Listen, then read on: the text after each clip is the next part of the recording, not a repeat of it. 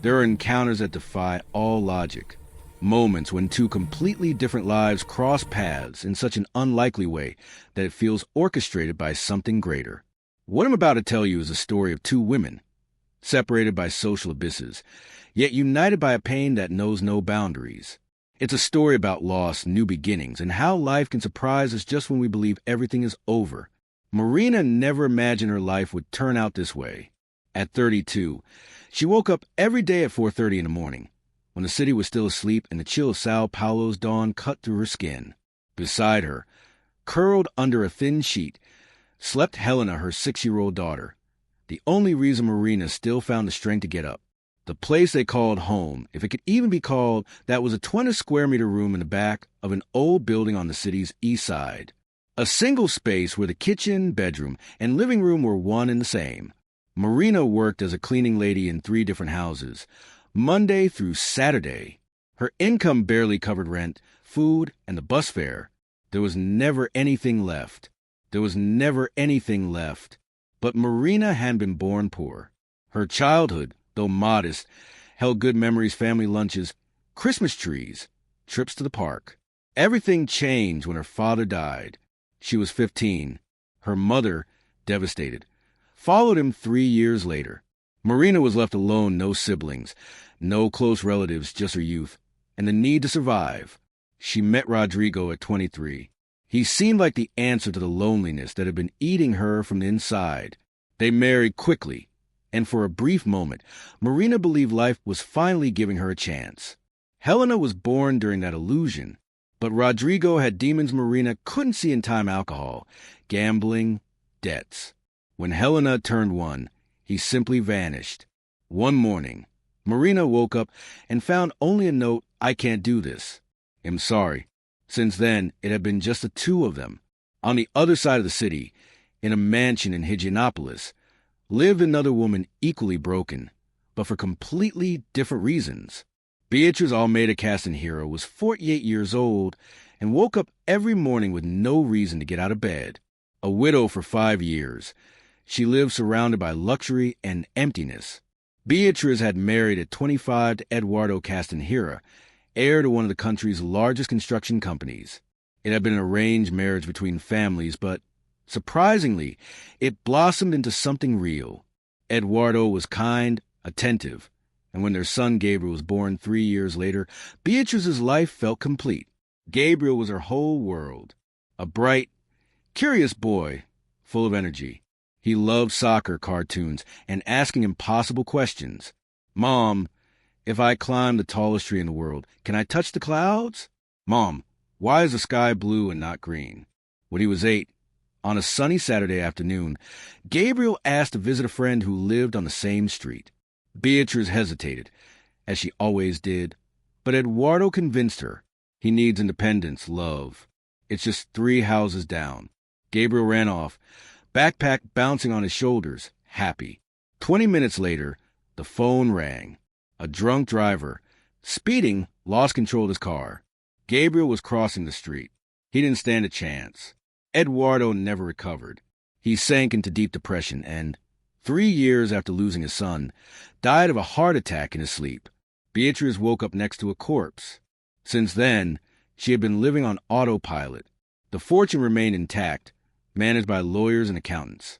The mansion stayed spotless clean by employees who came and went without her even noticing.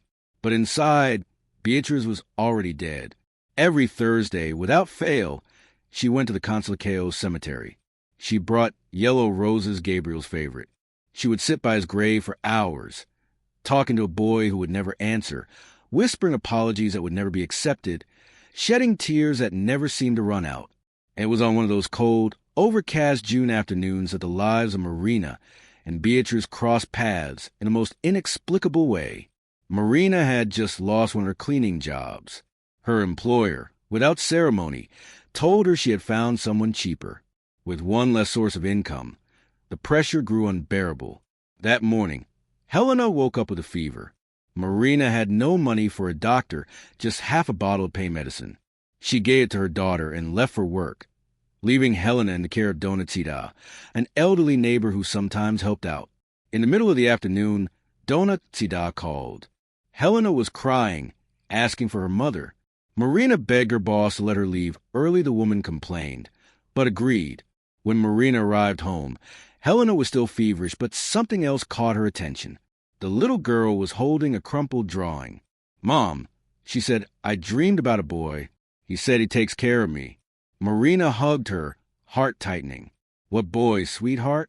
"I don't know, but he's from the sky. He lives in a garden full of flowers." The fever went down that night, but the word stayed in Marina's mind. The next morning, Friday, she didn't have any work scheduled, so she decided to do something different. "Helena, want to go for a walk?" The girl, still weak but cheerful, nodded. They took a bus, with no destination in mind. Marina just followed her instinct. They got off downtown and started walking aimlessly. It was Helena who saw the gates first. "Mom, what's that place?" "It's a cemetery." "Honey, is that where the people who become stars live?" Marina smiled sadly. "Yes. Can we go in? I want to see if I can find the boy from my dream." Marina hesitated. It felt strange, even morbid, but the calm determination in her daughter's eyes made her say yes. They walked among the graves, Helena's small hand wrapped in hers. Suddenly, the girl stopped in front of a white marble tomb. "It's here." "How do you know?" "I just do." Marina looked at the name engraved on the stone. Gabriel Eduardo Castanheira, Almeida, 20092017. Helena sat down on the grass in front of the grave, crossed her little legs, and closed her eyes. "Hi, boy. Thank you for taking care of me." Marina felt tears well up without warning. She sat beside her daughter and, for the first time in a long time, let herself cry freely. That's when they heard footsteps. Beatriz was walking slowly, as she always did. The yellow roses felt heavy in her hands. But as she approached Gabriel's grave, she froze. There, kneeling in front of it, were a woman and a little girl. The child was sitting peacefully, and the woman crying. Beatriz felt a rush of anger, an irrational, visceral anger. That was her space, her pain, her son. "Excuse me," she said. Her voice came out sharper than she intended. Marina stood up quickly, startled. "I'm so sorry. We were just leaving. What are you doing here?" Beatriz asked, trying to control her tone. Marina looked at Helena, who was still sitting calmly. "My daughter, she had a dream.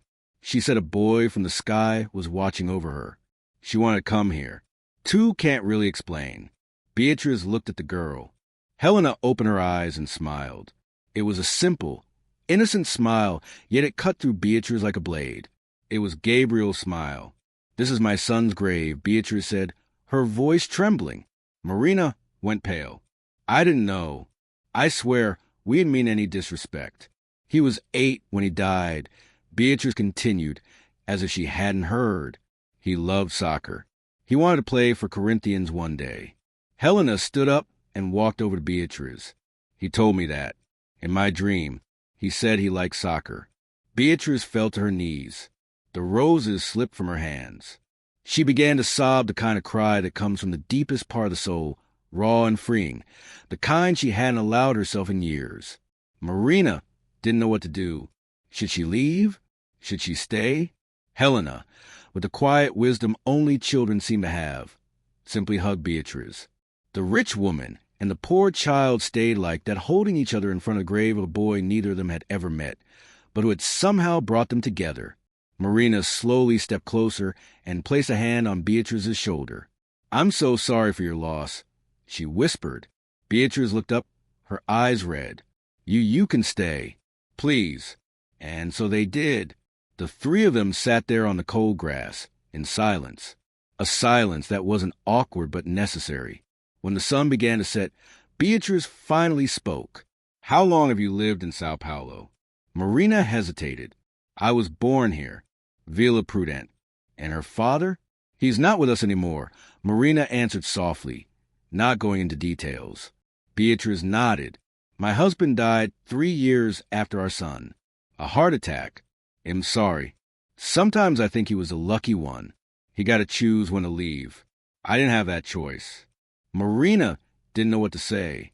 How could you comfort someone who had everything money could buy, and yet had lost everything that mattered. Helena broke the silence. "Mom, I'm hungry." Marina blushed. "Well, go home soon, sweetheart." Beatriz looked at the girl. "There's a small cafe nearby. May I invite you both?" Marina wanted to refuse, pride rising in her chest, but Helena's hunger spoke louder. "If it's not too much trouble." "It's not," Beatriz said gently. At the cafe, Beatriz ordered sandwiches, juice, and fries. Helena ate with the hungry delight of a child who hadn't had a proper meal that day. Marina barely touched her food, embarrassed. "What kind of work do you do?" Beatriz asked. "I'm a cleaning lady." "And is it enough to live on?" Marina smiled without humor. "Surviving isn't the same as living, but we manage."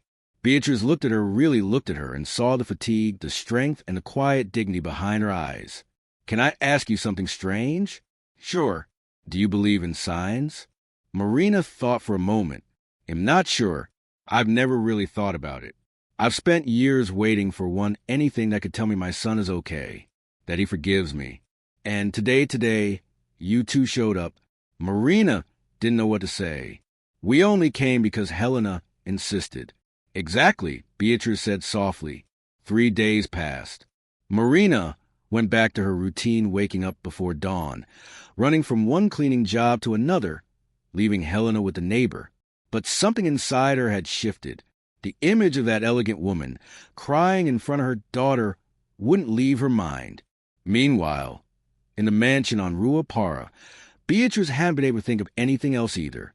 For years, her days have been all the same, empty, silent, meaningless. But after meeting Marina and Helena, it was as if a window had opened. For the first time in a long time, she felt something. On Thursday, she returned to the cemetery, as always. But this time, she wasn't alone. In her hands, instead of yellow roses, she carried a small stuffed dog just like the one Gabriel used to sleep with. She placed it by the tomb, whispering softly, "Thank you, my love, for sending them to me." That same afternoon, she asked her driver to take her to Villa Prudente. She had gotten Marina's address from the cemetery's visitor log. The neighborhood was noisy, narrow, alive. Children played soccer barefoot in the streets. The air smelled of fried food and rain-soaked pavement. When the car stopped, Marina was outside, hanging clothes on the line. She froze when she saw the luxury sedan. Beatriz stepped out slowly, dressed simply, her face calm. "Mrs. Castanheira?" Marina asked, surprised. "What are you doing here?" "I hope I'm not intruding," Beatriz said gently. "I just wanted to see you." Marina hurried to hide the mess of the yard.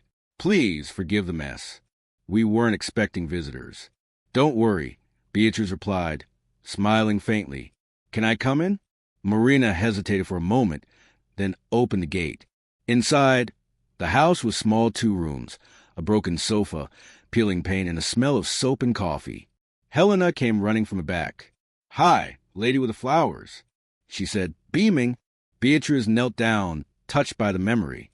"Hi, sweetheart."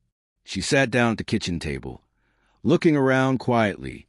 Marina poured her a glass of water, embarrassed. "You didn't need to come all the way here," Marina said softly. "I wanted to," Beatriz replied. "After that day, I couldn't stop thinking about you both." Silence fell between them. The ticking of an old clock filled the room. Finally, Beatriz spoke. "I have a proposal, but please listen before you say no." Marina frowned slightly. "What kind of proposal?" "I need help around the house. Cooking, cleaning, organizing things. But more than that, I need company." She paused, her voice trembling just a little.